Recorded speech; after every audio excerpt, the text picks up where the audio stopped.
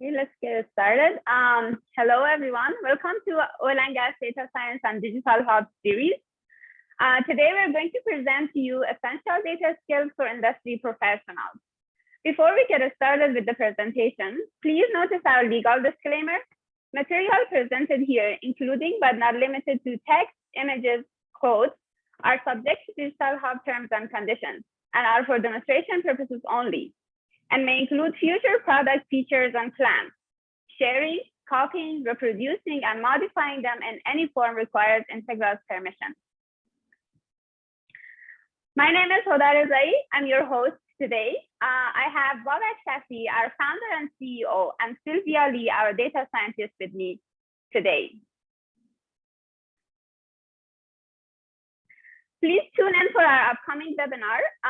We're going to present to you again on August 24th, Essential Data Skills for Industry Professionals, a continuation of this session. We're going to post the event on our website, on the LinkedIn page, and also on Eventbrite. So please sign up for this event as well.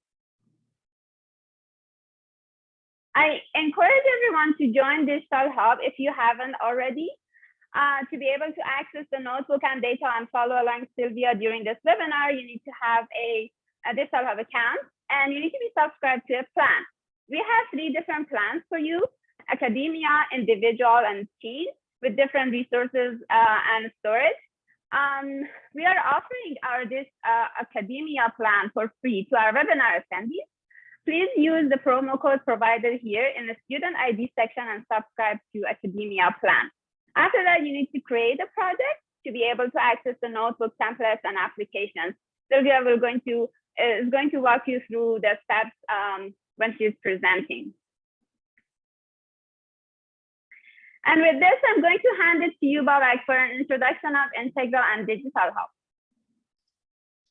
Thank you very much for that. Hello, everyone. Good morning, good afternoon, and good evening. I always look at the map from Google and see that people are joining again from around the globe, from North America, from South America, from Middle East, from Europe, and from Africa. So very humbling experience with us sitting here in Calgary and seeing that, what the vision that we had and that Integra and the platform is finding its, users across the globe. That's very rewarding experience. Just a little bit about Integra. If you don't know us, if you haven't seen other webinars, Integra is a data and analytic company focused on oil and gas. That's our background. We live in Calgary, which is the hub of oil and gas industry in Canada, and we're kind of very passionate about solving some of our oil and gas operational issues. Our mission is really to reduce the boundaries or barriers to adopting AI and ML solutions in oil and gas industry, and we've been doing this for quite some time. And in terms of our value propositions, everything we do is end-to-end. So from a strategy, development, and optimization, and it's based on our own experience as executives and as working engineers in oil and gas industry. But we understand that reducing the barriers to adoption can't be done by a single company or a single organization. So our goal really is to equip individuals like you and teams and enterprises to do it themselves. We're sharing our proven methodologies and sharing our real operational experiences in the hope that the industry will continue to adopt these capabilities and grow from here for a better future. Our platform, Digital Hub, is one of commitments that we've made. We've brought in the latest and greatest open source tools together and secured it under one umbrella, which we're going to talk about a little bit more and show you some demos. So we're sharing our expertise, our platform, and we have a community page as well that you can join to kind of take this mission to the next level. What we need to do, we need to come together. We need to create this community as data scientists, as solution architects, as mechanical engineers, electrical engineers, reservoir engineers. We all have to work together to fill the knowledge gap that exists right now in the industry and take the whole industry to the next level. And that's my personal mission. Can we go next slide, please?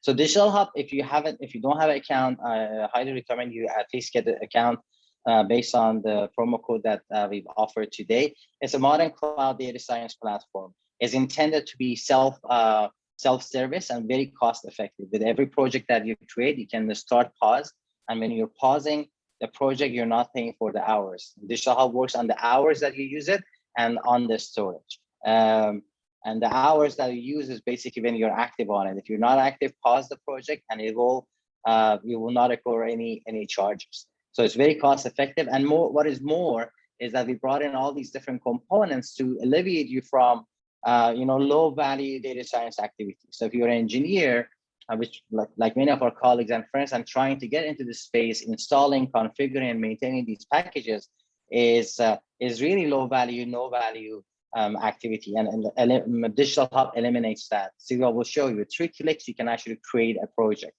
And then what we are adding to this to bring it all together is the expert notebook. So we actually have notebooks. If you're a reservoir engineer or you're doing gas well analysis or any other types of analysis, we have notebooks that walk you through a step by step.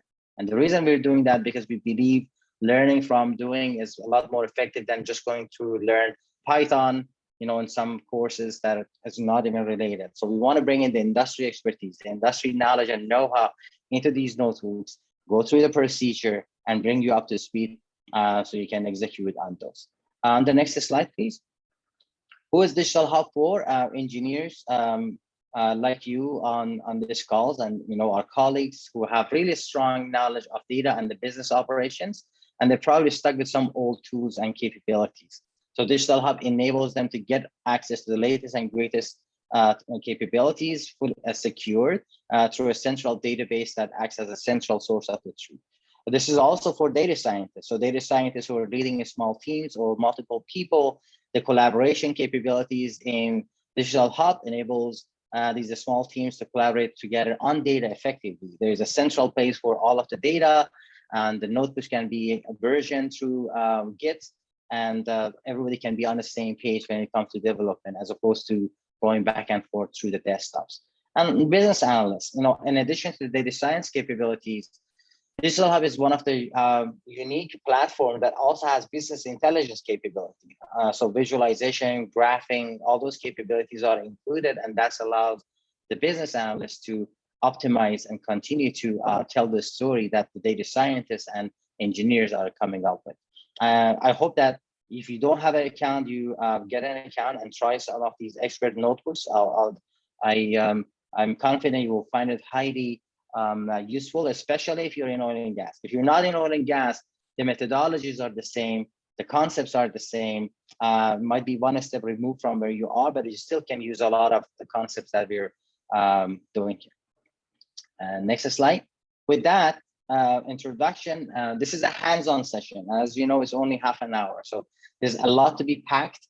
I'm going to hand it over to Sylvia. We do have a little quick survey that we want to understand who you are and where you are in terms of your experience. That is going to come up shortly. But otherwise, we're going to get into the demo, and we might stay a bit longer on the call if you have questions, but we try to answer questions as we go. Please utilize the chat session section to communicate with us throughout the session.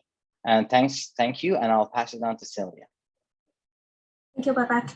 Hi, everyone. So I'm Sylvia, and I'll be working with you on this whole, throughout this hands-on sections on this Essential Data Skills for Industry Professionals series. So this series, just so you know what is coming up, we do have 4 sections in planning, this being the first of the 4. And then we're going to go through what is called EDA, so exploratory data analysis in data science in the whole workflow. That's the general first step in which you become friends with your data. So now with this series here, the first session we're going to have is going to be on univariate analysis. So focusing on one variable at a time and then exploring, introducing the different skills to explore that, the process and methodology in there. The next section will focus on aggregation and joining different data sets. Third section where we're going to look into some common data quality problems. So like error, so missing values, duplications, outliers. And then in the fourth section, we're going to bring everything together and then look at multivariate analysis and looking for relationships between variables. So that's kind of an overview of what you're going to, so that you know what you're expecting in this series. So now I'm gonna go ahead and bring you on to Digital Hub on our platform. So navigate a little bit with you on how to create a project, how to go into Jupyter Lab, how to find the notebooks, and then we'll go on forward with the notebook itself.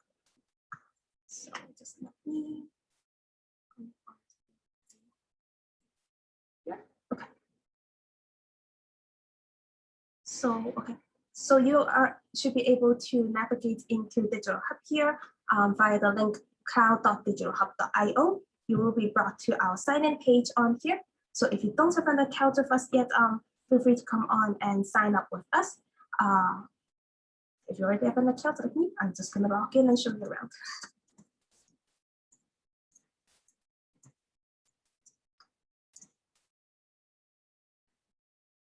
So inside the Digital Hub here, what you're going to see is a homepage on here.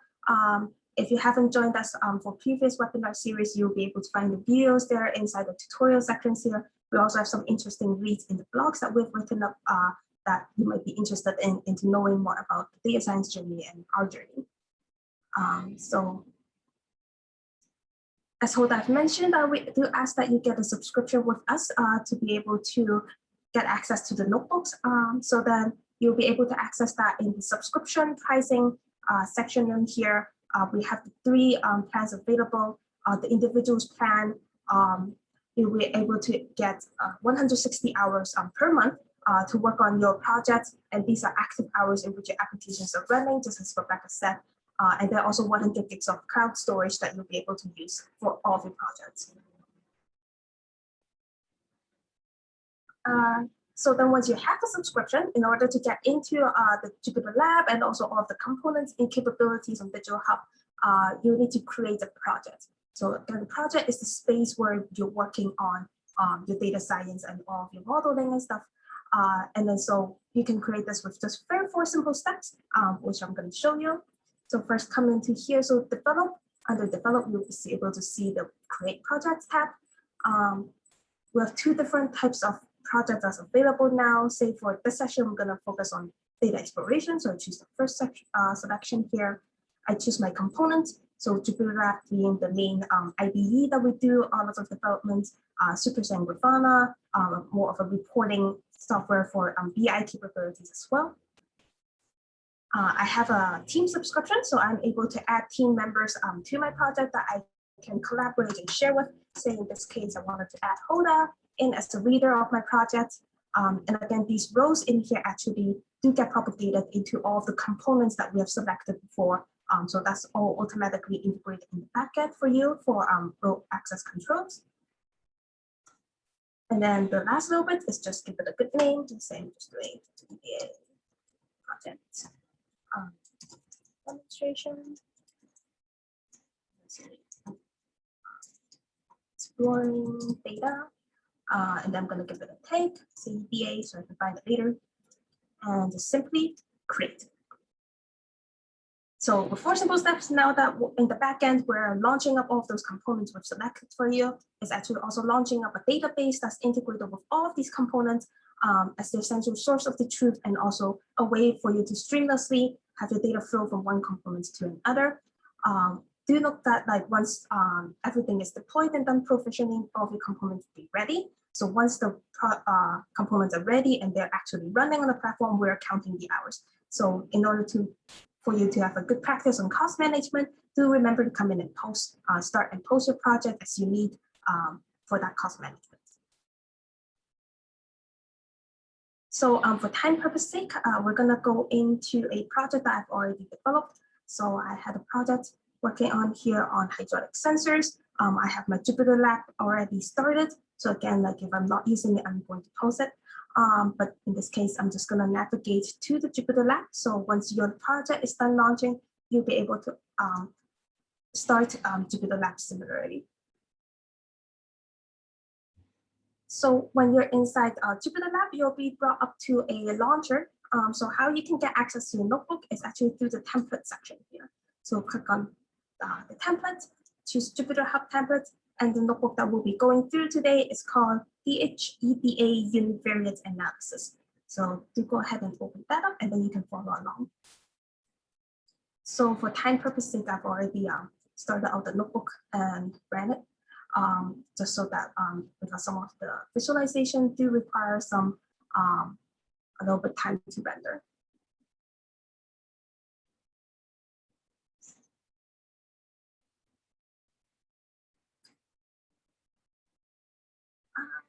Do let me know if the fonts are a little bit small, if I need to increase it. So again, as I've said before, this session we're going to focus on the univariate analysis in the EDA process. The data that we're going to be working with is hydraulic sensor data. So then sensors, they are very common in a lot of operations. And the sensor data that we get is often very high in granularity. It comes in a lot of abundance. It makes it very hard to work with because of how many data points there are. But if we have the proper procedure and process to know how to extract insights and how to explore these data, we can actually generate a lot of insights from these sensor data without going into complex modeling. So this is kind of the background that we're going to be working on with inside this use case throughout this webinar series. So in general, EDA, there's two main goals. So the first goal is to aggregate and summarize your data for insight. And then the second is actually to prepare it for further analysis and modeling. So that's in general EDA. So everything that goes through in this series is actually going to be going towards one or both of the goals in here. So let's just get started off with the notebook here, where we are importing a few libraries. We're going to be using the common libraries here, very common data science library, NumPy, Pandas Profiling for a little bit more EDA, SkyPy for statistics analysis, Plotly, Matplotlib, and Seaborn for graphing. All of these packages are already pre-installed for you inside this Jupyter Lab instance that we have, because since we've customized it for data science, you'll be able to just open up the notebook from the template, choose the default Python kernel, and go on forward with the notebook here. So with univariate analysis, there's a little bit of different things that we look for in the different data types here. So the first data type that we're going to look at is categorical data. So we're looking at this because the hydraulic sensor data that we have, actually one of them gives back what is called a profile. So for the hydraulic sensor data, it collected the conditions of that hydraulic system for every single hydraulic cycle that it has. So then in that text file from the data dump that we got, there's 5 different class vector values in here. So Poodle conditions, valve conditions, and one of them is stable flag, so indicating whether that hydraulic cycle was during a period of stability or a period of fluctuations for the hydraulic system. So now, with these are categorical data that we need to work with. So looking at just a preview of the data file here, these are the first 5 lines of that data file. And what you're actually going to see is a text file with numbers separated by tabs and new lines. So in this case, every single line have 5 values, and then each of the 5 values corresponded to one of the class vectors here. So what you're going to see here when we import it into the Pandas data frame, you're going to see a little bit more arguments in here in how we instruct the Pandas pack library to parse in the data to generate a proper Pandas data frame that we can work with. One of the best practice that I always like to mention to others when working with categorical data is always remember to change your data type for your columns. By default, Pandas, they're going to recognize your column data type as either numeric or a string. It's not going to recognize it as a category. So, but having the data type as a category, it allows you to do a lot of other data manipulations that is related to categorical data itself. So in that case, now we have everything prepared. We can generate some visualizations to look at how the categories and proportions. So just you can read a little bit more in here, but in general, when looking at categorical data, we're looking for 2 major things. Is the category ordinal or nominal? So does order matter in these categories? Or if the categories itself, are they balanced or imbalanced? Because a lot of these then later on comes into considerations when we're doing feature engineering, modeling, or if we have to do other data processing tasks like resampling or bootstrapping. Just a quick demonstration in here and how you can also plug it into Pandas Profiling. If you have seen our previous webinar series, you know that we use Pandas Profiling a lot for some preliminary EDA analysis, but all of the Pandas Profiling we've done before haven't really looked at categorical data. And so this is just showing you that you can, after we've changed the data type, you can use Pandas Profiling again to explore this data similarity. So again, getting the count plot, looking at correlations, etc.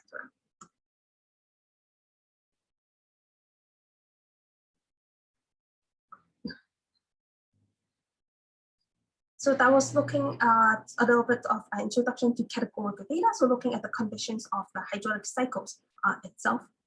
So now we're actually go in and look at the sensor data itself. So for this notebook, we're going to focus on temperature sensors for this hydraulic systems. There are 4 different temperature sensors in the system. They measure the same system at the same time points. It's just there's 4 different ones.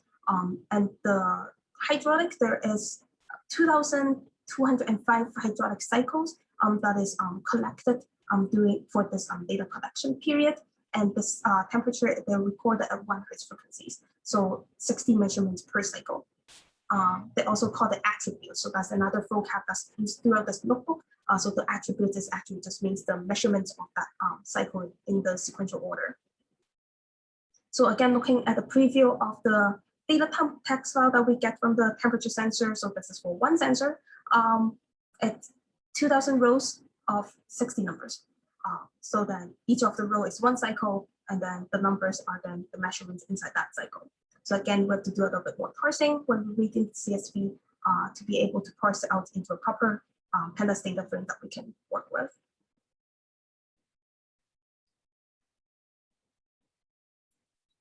So now that we have it imported into a Pandas data frame, we could actually look at plot out every single cycle and look at them. If we plot out the first 5, we can see a little bit more on how these temperature, the trend of the temperature throughout every single cycle. So it kind of dips a little bit and then increase over time. And then it seems like for the next cycle, in general, the temperature decreases a little bit over time from one cycle to another. You can do that for the first 5, but you can, if you do it for the first 50, you start to not know what you're looking at, or it's not telling you as much anymore. And imagine if we have to do this for 2,000 cycles and for 4 sensors. So that is not very practical, and we can't really get much insight out of it. So this is where we start to do a little bit more of summarization and aggregations. So in this case, I've aggregated data into the mean temperature of the sensors for that cycle, for every single cycle, the min and max temperature and the range of the temperature, and then aggregated them for all 4 sensors together, and then also merged in the stable flag from the previous profiling data that we had to be able to now have this data frame that's a little bit easier to work with, that's going to represent our data a lot better.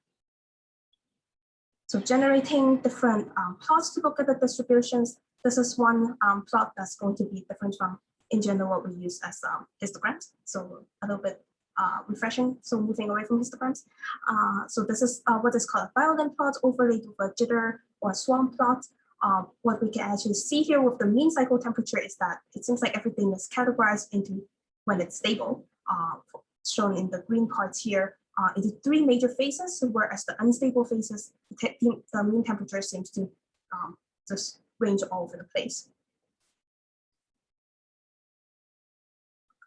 We've also looked at the range of the temperature fluctuation between cycles of a box plot. So then we can see in here where we actually see a lot more outliers in comparison to the others. There's more insights along the notebook here, but for time purpose, we're just going through the notebook in a higher level.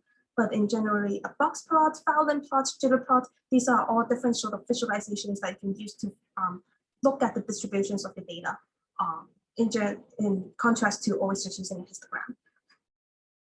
In this case here, what we can actually see is the 4 different sensors, they seem to have, even though the mean temperature ranges, they're fairly consistent being collected from all 4 different sensors, but the range of it from the different sensors, they tend to deviate a lot, especially if we look at sensor number 4, during some unstable periods, the temperature fluctuates a lot from the data that's collected from the sensors. So this might be an indication of maybe there's some performance issue with the sensor 4, or this might be actually some outlier problems that we need to deal with in the data. We can also look at the general trend of the temperature over the cycles, a little bit more data wrangling there in converting the data from wide form to long form. There's a little bit more reference in that section you can go and look at. But in general, we see that like, well, throughout the 2000 cycles, it seems like the temperature, there's 3 major phases of stable period, which now this corresponds to what we saw in that diagram plot, and then a lot of the unstable period going from one major phase to another, and also intercalating in between different stable phases. In general, temperature for all 4 sensors seems to be fairly consistent. But say now I want to look at the temperature specifically inside one range here. So now this is where we're going to go into. This is looking into continuous data. So when looking at continuous data, there's really 3 things that we're looking at. So summary statistics, the normality of it, and also then the distributions of it. So again, summary statistic, we start to look at it, gonna subset that temperature from sensor 1 here that we're going to use for this session for the continuous variable explorations. And then looking at the summary statistic here for all the mean temperature data for all the sensors. That's generally the first step in us getting a overall insights into where is the centrality of that continuous variable, what is the spread of the variable, and then also any indication of skewness. So if the mean and the median, so the 50% greatly deviates from each other, that generally indicates some sort of skewness inside the distribution. But look at the summary statistic. This is generally the first step in knowing a little bit more about your data in general. A second important point is to also explore the normality of your continuous variable, because a lot of the downstream processes, when you do modeling or regression, normality becomes a very important assumption. So that's going to affect your choice in choosing your modeling techniques later on as well. So having a proper skills in detecting the normality of your continuous variable, this is very important. So I've showcased a little bit on how you can detect it visually with a histogram or QQ plot. So in general, you want to look for a bell-shaped curve here, a normal distribution, or in the QQ plot, you want all the points to lie on this expected line on there. In this case, it does not. There's also different statistical tests that you can use to generate to test for normality in the data sets here. So the superior Wilk test and also a normal test from the SkyPy here, generating the hypothesis testing when you're looking for it. So in this case, p-values, they are significantly less than our alpha value here. So in both of these tests here that we've put in, the continuous variable is indicating that it's not normal. So now we know that this is not normal. Later on, when I do a lot of regressions or like some modeling techniques, that's going to be one thing that I'm considering when I'm making my choices, because I need to apply to the assumptions of those algorithms. They only perform as good as they apply to those assumptions. So. And the last little bit, we can also do a little bit more distribution analysis. Even though we moved away from histogram a little bit before, but with the distribution analysis, eventually we still have to bring back the histogram up. So histograms, they're used all over the place because they are very useful in looking at the distributions of the continuous variable here. So in this case, I have developed a plot on here with all of the code that you can go in and reference to look at the distributions of these, the mean cycle temperature during this period of stable phase for the hydraulic system. So you can see and also like separated them, grouped them by either they were inside a stable period or the intermittent unstable period inside those times. And what you can see on here is actually, interestingly, the stable period seems to be a little bit more left skewed, whereas the unstable period seems to be right skewed. So then in general, a little bit on the lower end there. From the histogram, this is where we are going to start to detect problems in your, not problems, but characteristics of your distributions, like are they skewed? Is there multimodal? So it looks like to me for both of these grouped distribution, there might be a small peak here as suggesting a second peak in contrast to like the major ones that we see in here. That's also, so these are some of the problems that we might start detecting in a histogram. I've added a box plot on here for these distributions to also visualize where those summary statistics are. So we had the summary statistics from the tables before. It's nice to also look at them visually. So with the box plot in here, we can look at the mean and the median and also the interquartile sum, and also detect any possible potential outliers for these data sets in here. And also appended with a break plot on the bottom here So then like each of these little vertical points, that is one single data point that you can look at. So the break plots, they kind of come in as a second measure for the histogram, because histogram, we do bin up some of, to know the density, we do bin these data points. Sometimes the binning, if they're not chosen properly, you could have the histogram misrepresenting your data unexpectedly. So having a break plot here on the bottom, that kind of acts as a second measure for you to know that there's nothing really too wrong with the binning, and the histogram is properly representing the data.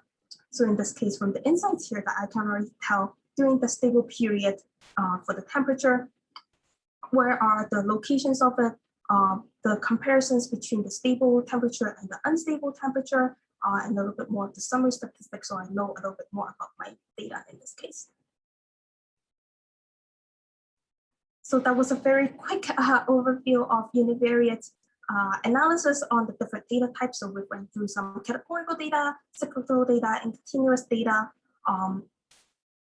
We're going to build off of this a little bit more in the later on sections, where in this case, we only look at temperature. We're going to start bringing in sensor data like pressure from the data set itself to do a little bit more of the analysis and joining. But I hope that this was a very quick high-level walkthrough of the notebook. It is available for you in the template section that you can go and read a little bit more details. And again, I'm over time. So thank you, everyone. So look forward to seeing you in the next section. And now hand it back to you, Babak.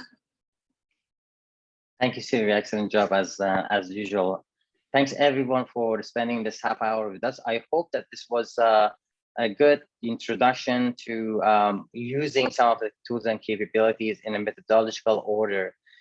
We have done this in our own projects, and it saves quite a bit of time and hesitation around what is the right process to get to the answer. And this is one of the unique ways that you can generate really interesting insights from your data. So definitely, I hope that you use this and you find this very useful. We are looking forward to see you again in the next session, which actually will take us to the next level of analysis on this data set. But in the meantime, I just want to thank everyone for their time.